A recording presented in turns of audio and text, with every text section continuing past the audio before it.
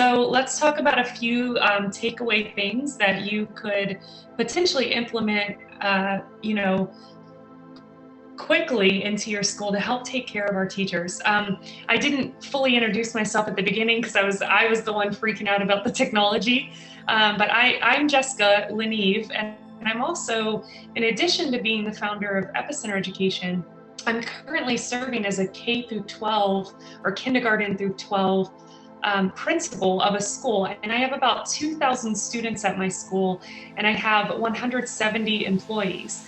So taking this school, and we just opened, this is our 5th year. So I have, built the school from the ground up and then had to take it through a pandemic.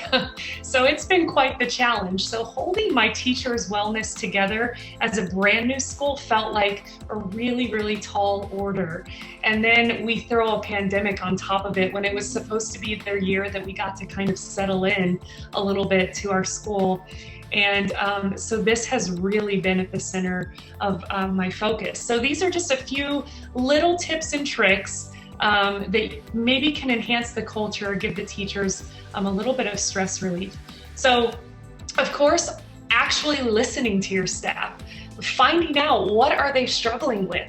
And some of the things that you can potentially ask them, opinions on reopening. So at each level, we've had to reopen our school almost every month in some way, shape, or form.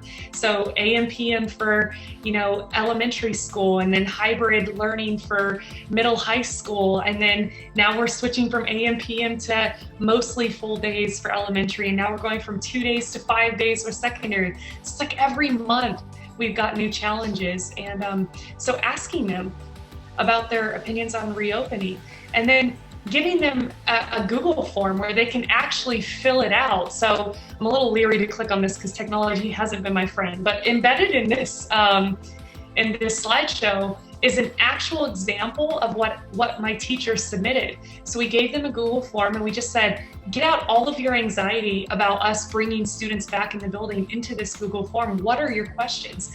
And they were questions from everything from how do I engage my students online? How am I supposed to balance students in and out of the classroom?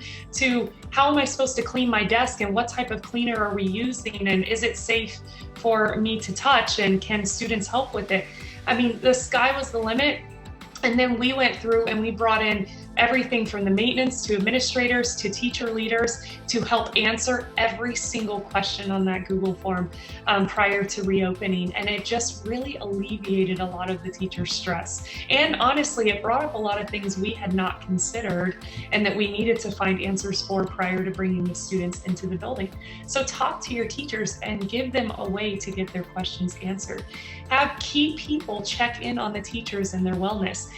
It is next to impossible for me to personally check in with 170 people all the time. So have your tree of people who have their smaller groups and they can really check in on their wellness. Take an interest in their lives outside of school. There is a lot going on for many of them. I'm sure many of us have teachers. I have teachers, their dad's been in the hospital for 2 months. And so when I see that young man, I'm like, how is your dad? Oh, he's coming home, Miss LeNeave, and he's all excited. Take an interest in what's going on with your people because they're the backbone that's holding this together. And frankly, having to overcome a lot of their anxieties. And I know I've got teachers on this call. And so teachers, from the bottom of my heart, thank you. Because I know you are having to overcome your anxiety to be in that building day in and day out and do what's best for students. And I'm just so grateful for each one of my teachers. So I really hope you're feeling that from your leaders as well. Other ideas for support, have a tap out plan, meaning admin members rotate a phone. So at my school, we call this the bat phone, like Batman.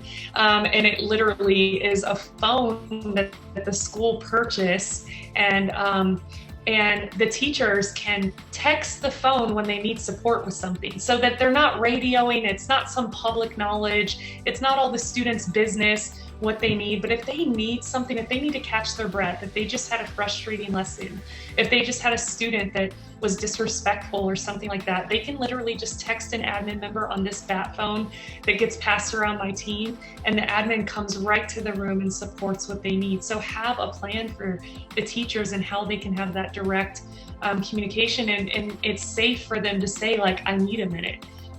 for my mental health. And then I always say I have 4 vice principals, and I always tell them, like, treat your good teachers good. If you have teachers that are literally just killing it, they're doing all their lesson plans, everything's turned in on time. Most teachers, and I'm sure many of you on this call know, give hours beyond their contract, hours and hours beyond their contract time to make sure that their students are taken care of. So on the days that they need a little flexibility, let's give them a little flexibility. Let's treat our good people good. Also allow sharing. This is like a cornerstone of our school spirit and our school environment and culture.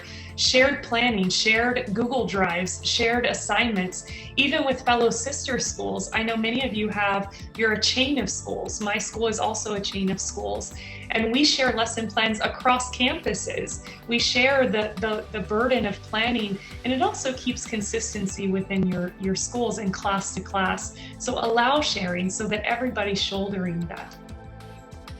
Model it. Teachers need to see leaders who model a work-home balance. And I have even struggled with this at times, especially opening a new school. But if your teachers do not see leaders who are balancing their home life and their work life, they themselves do not feel permission to do exactly that.